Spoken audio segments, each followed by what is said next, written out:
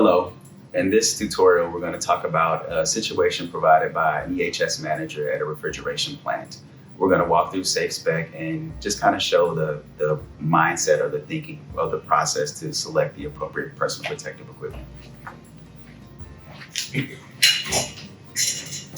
So once you go to safespec.dupont.com, you can come down to the bottom and try to select the appropriate personal protective equipment.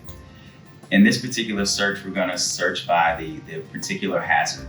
So you can search by hazard, industry, or guide.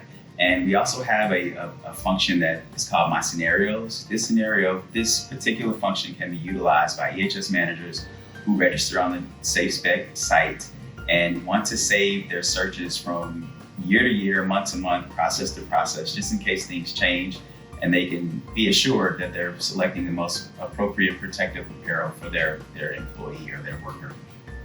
If I click here by selecting hazard, this particular plant was a refrigerator. First off, we're going to give the disclaimer, and it's going to just give you the basic information and guardrails for making your PPE selection.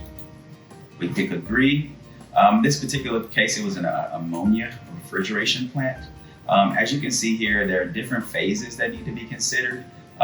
We're going to say that there's a gaseous phase, and we'll put that in the chemical selector spot, or we could have selected a CAS number. As you see, it populates here. We can populate up to 5 chemicals. Since this is an ER situation and you can have liquid in addition to gas, I also want to make sure that we add a liquid function. So I'll push that there and select it. The system immediately gives you a warning to help you kind of make your selection, and it just gives you a low temperature liquid warning. So it's telling you that there's potential for phase change, and that's something that can be considered. I'm going to acknowledge it and go there. Now we have gaseous ammonia and liquid ammonia in our search. Let's go ahead and view the permeation data to see what offerings are available. As you can see here, there are quite a few offerings that are available. We have the concentration and the phase of the chemical here. We have a fabric, and then we also have a permeation time. As you can see, gaseous ammonia and liquid ammonia can be a little bit aggressive, and some of the garments that have an immediate penetration. But I'm going to continue going through and just put these exposure scenario in to help narrow down which garment might be the most reasonable to select in this particular situation. When selecting the garment, the first question you want to understand is if it's an FR environment where there's potential for fire.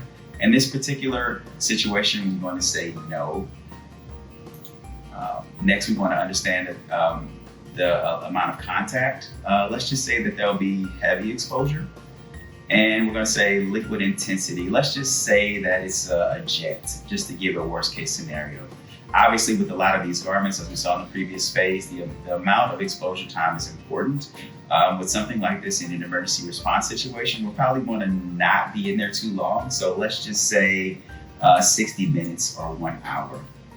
So 60 minutes. And then if we're dealing with a gas and a liquid, the exposure is probably going to be from all directions.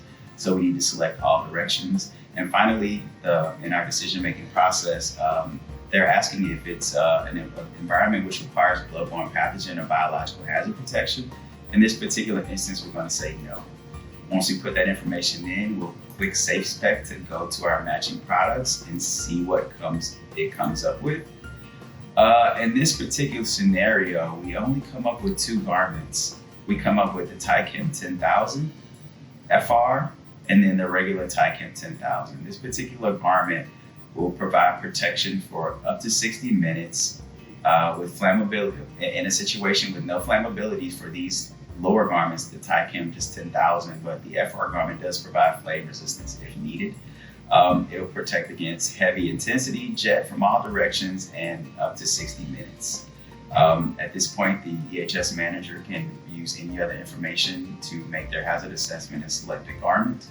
If that manager is registered with DuPont through the SafeSPEC system, you can save your scenario, and if your plant operations change or chemicals change, you can check those scenarios and look back over the years to make sure that you've selected the appropriate garment.